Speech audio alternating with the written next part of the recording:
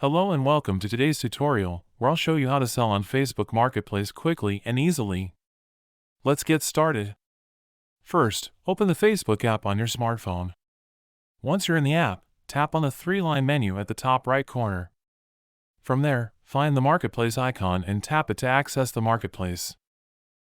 Now, in the Marketplace, tap on the Sell button or Selling, usually located at the top left corner. Then, tap on Create Listing. Here, you'll need to choose the type of item you want to sell. For example, select Item for Sale. Next, fill in the details about your item. Add a clear title, description, and set a price. Then, upload high-quality photos of your item by tapping on the photo icon. Make sure to show your item from different angles.